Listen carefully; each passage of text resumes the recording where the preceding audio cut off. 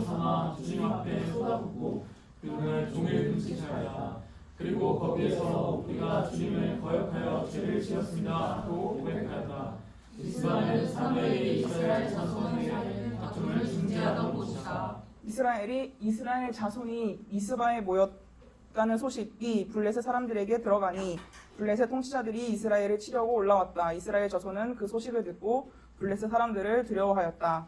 그들이 사무엘에게 가서 주 우리의 하나님이 우리를 블레셋 사람의 손에서 건져내 주시도록 쉬지 말고 기도하여 주시기 바랍니다 하고 간청하였다.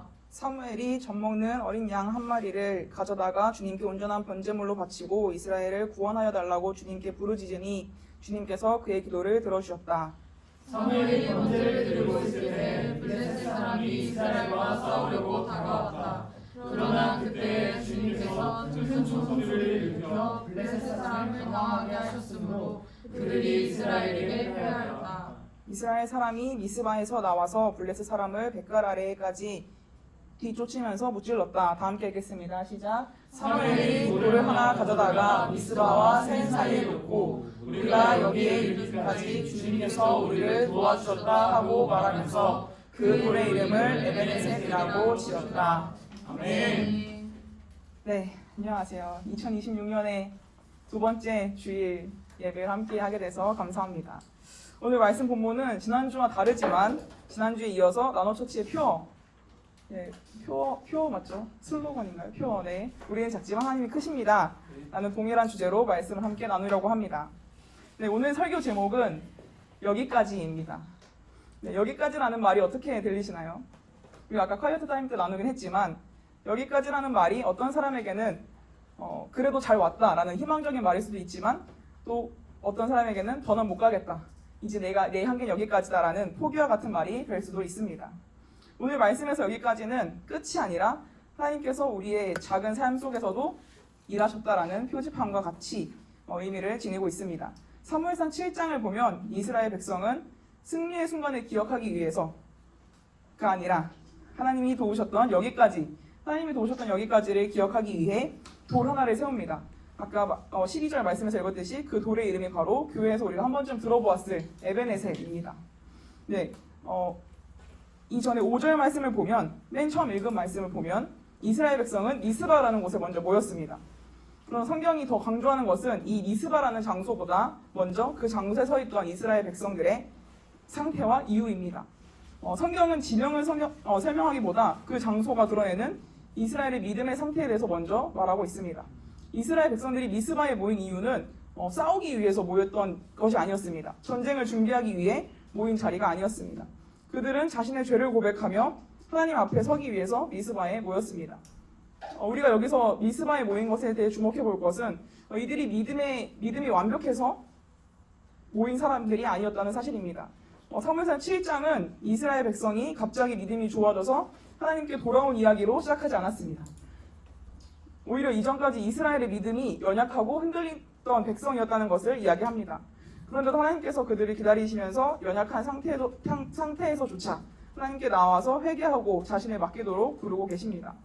이전에 사무엘상 4장 말씀을 보면 여기 없어요. 네, 사무엘상 4장 말씀을 보면 이스라엘은 블레셋과 전쟁에서 패배합니다. 패배하자 하나님을 찾기보다 법궤를 전쟁의 도구처럼 이용했습니다. 그들은 하나님을 신뢰한 것이 아니라 그 방법을 찾았고 법궤만 있으면 또 그것만 있으면 상황이 바뀔 거라고 생각을 했습니다. 그래서 하나님을 자기 상황을 해결해 줄 수 있는 수단으로 여겼습니다. 어떻게 됐을까요? 하나님을 자기의 수단으로 사용한 이스라엘 백성들이 망했어요. 네, 망했어요. 하나님의 임재를 상징하던 법궤를 잃고 아무 말도 아무 회복도 없는 긴 침묵의 시간으로 이스라엘 백성들이 들어가게 되었습니다. 이 패배 이후 이스라엘의 신앙은 한순간에 회복되지 않았습니다. 이제 그 방향을 잃고 하나님 앞에서 결단하지 못한 시간이 이어집니다. 그럼에도 불구하고 미스바에 모인 지금 이 이스라엘 백성들은 부족하고 불완전한 상태지만 하나님 앞에 나와서 자신을 맡기는 선택을 하기 위해서 모였습니다. 오늘 말씀을 조금 더 깊이 이해하기 위해서 사무엘상 7장 2절 말씀을 함께 보려고 하는데요. 네, 2절 함께 읽어볼까요? 시작. 그가 대화 전에 먹는 날부터 약 20일 동안 오랜 세월이 지났다. 이 기간에 이스라엘의 온 족속은 주님을 사모하였다. 네, 아멘. 그래서 몇 년이라고 얘기하고 있죠? 스무에 네, 스모해 바로 20년입니다. 이스라엘은 20년 동안 전쟁에서 이긴 적도 없고 눈에 보이는 회복도 경험하지 못했습니다. 쉽게 말하면 계속 힘든 시간이 이어진 것입니다. 마치 여러분들이 계속 해결되지 않는 문제 앞에 서 있거나 또 시험을 계속 망치거나 직장에서 일이 잘 풀리지 않고 관계에서 자꾸 상처받는 그런 상황들이 계속 매일매일 쉽지 않게 겹쳐지는 상황 가운데 20년 동안 있었습니다. 네, 저절감만 쌓이는 시간이었을 것 같습니다.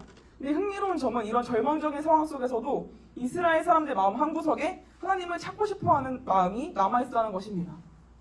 이스라엘 족속은 온 주님을 사모하였다 이 말씀 가운데 계속 해결되지 않는 일이 있어서 난 이제 포기해야 하나 라는 생각을 하면서도 마음 한편에서는 그래도 주님, 그래도 하나님 도와주세요라고 속으로 기도하는 마음이 조금 남아있었다는 것과 같습니다. 그러니까 이스라엘 사람들은 상황만 보면 포기했어도 되게 그런 절망적인 상태였지만 마치 시험이나 어려움에서도 일단 내가 이 방법을 쓰면 되겠지 하고 자기 방식이나 편법을 붙잡고 있는 것과 비슷합니다. 하나님이 마음속에 있었다고 하지만 결국 그들은 하나님도 붙들고 다른 방법도 붙드는 모순된 상태였던 거죠. 그래서 20년이라는 시간은 완전히 하나님을 떠난 시간도 아니고 완전히 하나님을 붙든 시간이 아닌 확실하게 정하지 못하고 머뭇거렸던 시간으로 볼 수가 있습니다. 사무엘상 7장 3절에서 사무엘은 이스라엘 백성들에게 이렇게 이야기합니다. 사무엘이 이스라엘 온 족속에게 말하였다. 여러분이 온전한 마음으로 주님께 돌아오려거든 이방의 신들과 아스다로 신상들을 없애버리고 주님께만 마음을 두고 그분만을 섬기십시오. 그러면 주님께서 여러분을 블레셋 사람의 손에서 던져주실 것입니다. 이 말씀에 대한 응답으로 이스라엘이 아까 5절 말씀에서 같이 미스바에 모인 것입니다. 미스바에 모였다는 것은 그래서 다시 잘해보겠습니다 라는 결단의 자리가 아니라 우리는 하나님 없이 안 됩니다 라는 철저한 인정의 자리였습니다. 그들은 우상을 내려놓고 금식하며 자신들의 죄를 숨기지 않고 고백합니다. 그렇지만 준비된 그런 또 모습이 아니라 여전히 두려움 가운데 있는 연약한 백성의 모습이었습니다. 7절 말씀을 함께 보면 함께 읽어볼까요? 시작! 이스라엘 자손이 미스바에 모였다는 소식이 블레셋 사람들에게 들어가니 블레셋 통치자들이 이스라엘을 치려고 올라왔다. 이스라엘 자손은 그 소식을 듣고 블레셋 사람들을 두려워하였다. 네, 블레셋 사람들은 이스라엘과 단순히 국경을 맞댄 이웃 나라가 아니었습니다. 블레셋은 오랜 시간 동안 군사력으로 이스라엘을 압도하며 사실상 이스라엘 민족을 지배해오던 민족이었어요.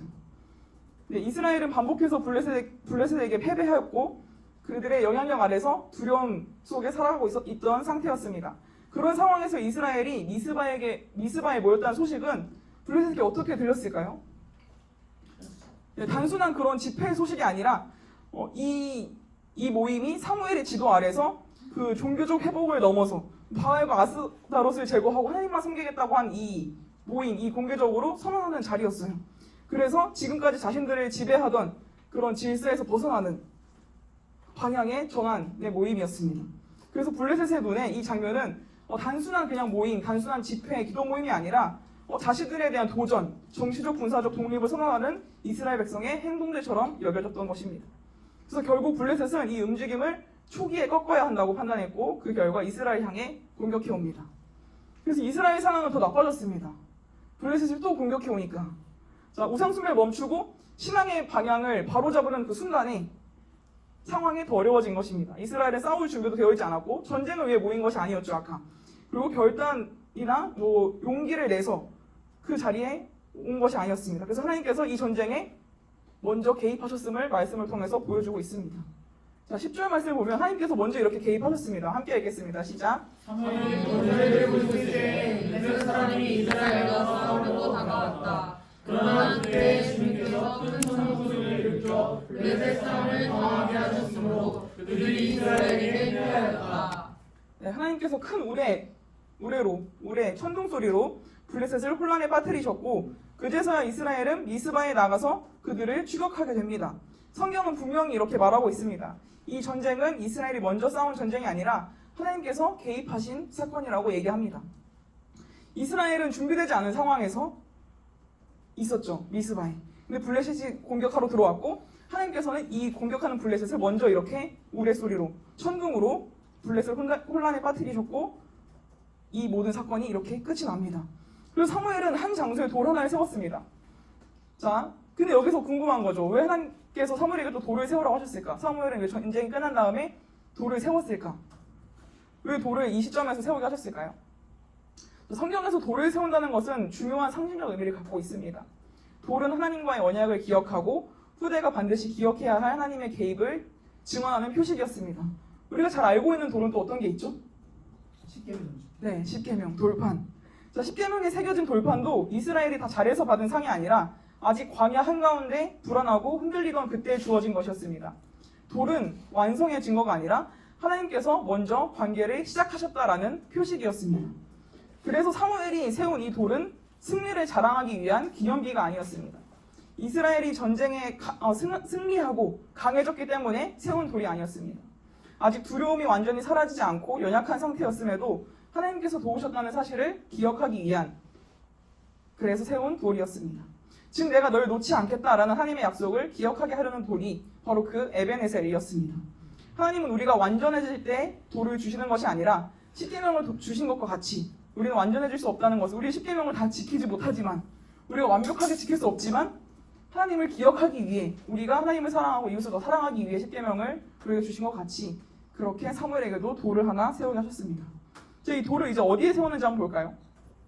사무엘상 7장 12절 말씀에서 함께 읽어봅시다. 시작. 사무엘이 돌을 가져다가 미스바와 센 사이에 섰고 우리가 여기에 이르기까지 주님께서 우리를 도와주셨다라고 말하면서 그 돌의 이름을 에벤에셀이라고 지었다. 네. 자, 어디에 세웠다고 얘기하고 있죠? 미스바와 센 사이. 네, 미스바에 세웠다거나 센에 세웠다고 이야기하고 있지 않습니다. 미스바와 센 사이에 세웠다고 말합니다. 6절 말씀에서는 미스바는 사무엘이 이스라엘 자손 사이에 다툼을 중재하던 곳이다 라고 미스바에 대해서 얘기합니다. 그리고 미스바는 온 이스라엘이 아까 모인 장소였습니다. 미스바의 뜻은 망대 또는 파수대라는 뜻을 가진 곳입니다. 이렇게 미스바는 단순한 지명이 아니라 백성들이 하나님 앞에서 모여 문제를 바로잡고 공동체를 회복하는 중요한 장소였습니다. 반면 센을 살펴보면 센은 성경에 잘 등장하지 않아요. 거의 나오지 않는 지명입니다. 센은 또 어떤 뜻을 갖고 있냐면 치아라는 뜻을 갖고 있습니다. 치아를 생각했을 때 어떤 느낌들이 떠오르나요? 치아. 네, 치아. 담당하다. 치통 뭐 이런 거 떠오르잖아요. 치통, 치아. 네, 보통 치통이 센 지역이 이렇게 치아를 떠올렸을 때 우리가 느껴지는 그런 느낌의 지역이었다고 해요. 그래서 그냥 마치 교정을 하기 전에 약간 이렇게 불쑥날쑥한 이렇게 뭐 우리의 그런 고르지 않은 치아, 네, 날카롭게 튀어나온 치아와 같이 송곳니와 같은 바위들이 많은 바위가 많은 험준한 지역이었다고 합니다. 대충 지역이 이렇게 생겼어요. 자, 대략적으로 이렇게 챗 GPT가 이미지를 만들어줬을 때 센 지역이 저렇게 생겼을 것이다. 이렇게 약간 들쑥날쑥한 센 지역 그리고 미스바 이렇게 있습니다. 자, 저기 사이, 사무엘이 돌을 미스바와 센 사이에 세운 것은 지금까지 하나님이 도우셨음을 기억하는 안전한 자리가 미스바. 그리고 지금까지 하나님께서 앞으로의 불확실하고 험난한 약간 생과 같은 지역 사이에 하나님께서 이스라엘이 함께 하신다는 신뢰와 약속을 붙들라는 의미로 돌을 미스바와 센 사이에 세우게 하셨습니다. 미스바는 회개의 자리였고 센은 아직 알 수 없는 미래였습니다. 성경은 사무엘이 미스바에도 센에도 돌을 세우지 않고 그 미스바와 센 사이에 세웠다고 아까 12절에서 계속 이야기하고 있습니다. 하나님은 가장 안정된 자리가 아니라 확신에 찬 자리도 아니라 가장 불안한 미스바와 센 사이에 에벤에셀을 세우게 하셨습니다. 생각해보면 저를 포함해서 청년들의 삶이 되게 중간에 있는 애매한 위치라고 생각이 들었어요.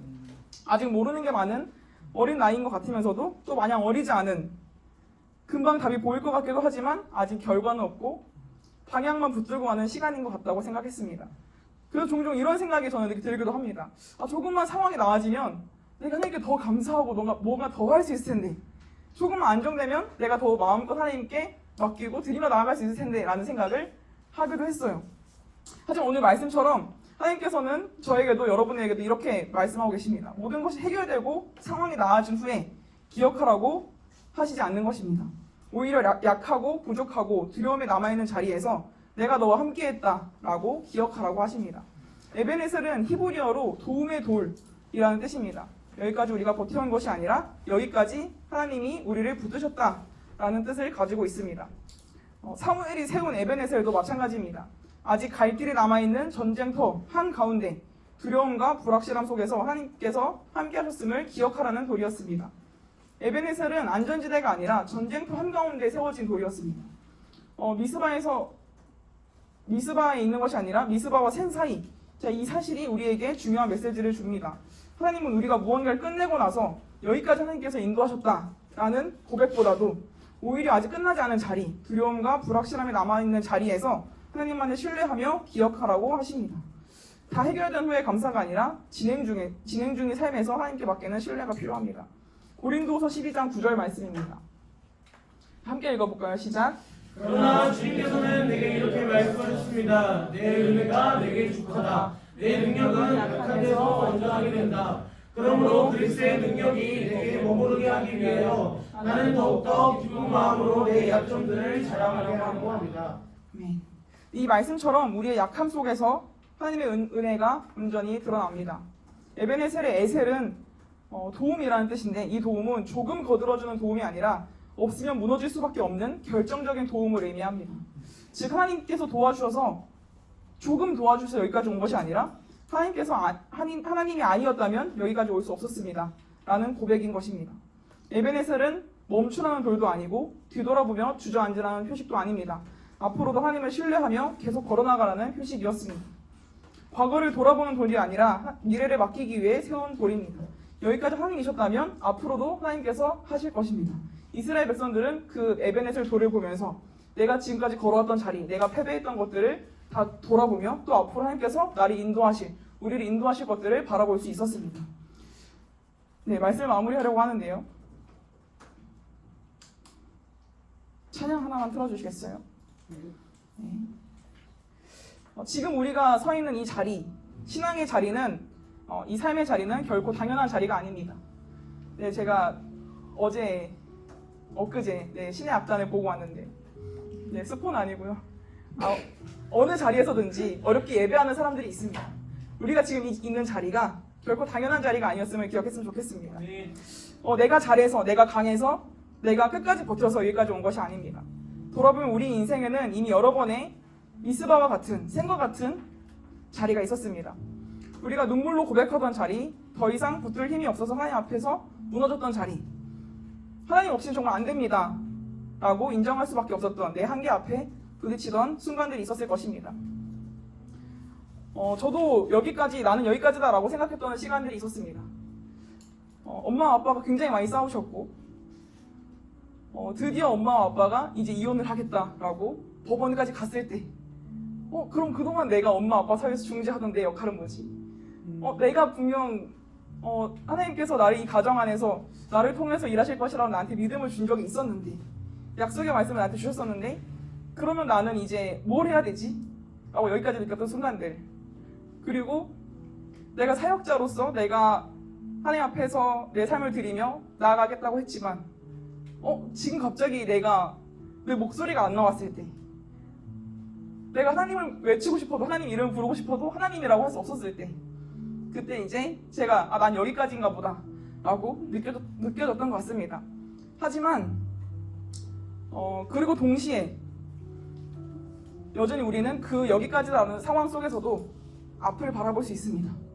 하나님께서 나를 여기까지 인도하셨기에 내가 더욱더 산을 바라보며 아직 가보지 않은 길, 어떻게 될지 알 수 없는 내일, 생각만 해도 마음이 조급해지는 미래 앞에 서 있는 내 모습을 또 보게 됩니다.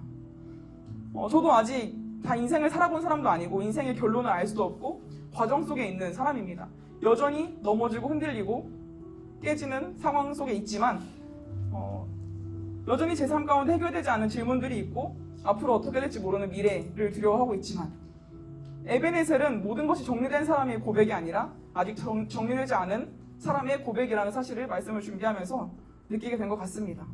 그래서 우리의 고백은 이렇게 크고 대단한 고백이 아닐 수 있습니다. 단지 이렇게 우리가 고백할 수 있는 것입니다. 하나님, 여기까지 하나님께서 하셨다면 이 다음도 하나님께서 하실 것을 믿습니다. 이 고백은 문제가 사라졌다는 뜻이 아닙니다. 문제보다 하나님을 더 신뢰하겠다는 선택입니다. 두려움이 없어졌다는 말이 아니라 두려움 속에서도 그럼에도 불구하고 하나님을 놓지 않겠다라는 고백입니다. 우리가 하나님께서 도와주셨던 것을 기억하고 나아갔으면 좋겠습니다. 여러분, 우리는 완전히 모든 것을 이해해서 믿는 것이 아니죠. 아직 풀리지 않은 불확실함 속에서 우리가 가진 삶의 자리마다 하나님께 의지하며 한 걸음씩 나아가야 합니다. 우리의 삶 가운데 하나님께서 도우신 순간을 기억하며 세우는 그 에베네셀은 우리에게 지금 어디에서 다시 시작해야 되는지를 알려주는 표식입니다. 에베네셀을 세운다는 것은 단순히 하나님의 은혜를 기억만 하는 것이 아니라 하나님께 의지하며 다시 한 걸음을 내딛는 것입니다.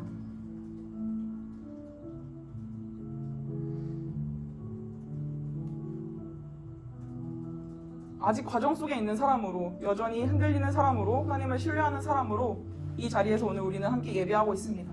우리가 함께 있는 이 자리, 오늘 각자의 삶과 신앙의 자리, 그리고 앞으로 걸어갈 이 길 속에서 크신 하나님께서 오늘도 우리를 포기하지 않으셨고 여기까지 우리를 부르셨고 인도하셨음을 믿고 감사함으로 나아가게 되길 소망합니다. 그리고 마지막으로 함께 고백하고 함께 기도했으면 좋겠습니다. 함께 고백해볼까요? 시작. 우리는 작지만 하나님은 크십니다. 여기까지 하나님이셨다면 이 다음도 하나님이십니다. 아멘. 함께 기도했으면 좋겠습니다. 여러분, 우린 계속해서 과정 중에 있는 사람들입니다. 그래서 오늘 우리는 결과가 아니라 신뢰를 선택합니다. 확신이 아니라 순종을 선택합니다. 우리의 삶 가운데 다시 한번 에베네셀의 돌을 세우며 고백하면 좋겠습니다. 우린 여전히 약하고 여전히 흔들리며 여전히 가는 중에 있지만 우리를 놓지 않으신 하나님께, 우리를 하나님께서 붙들어 주신 그 삶의 자리들을 돌아보며 하나님께 감사함을 나갔으면 좋겠습니다. 이 시간 하나님께 감사함을 고백하며 나아갑시다. 기도하겠습니다.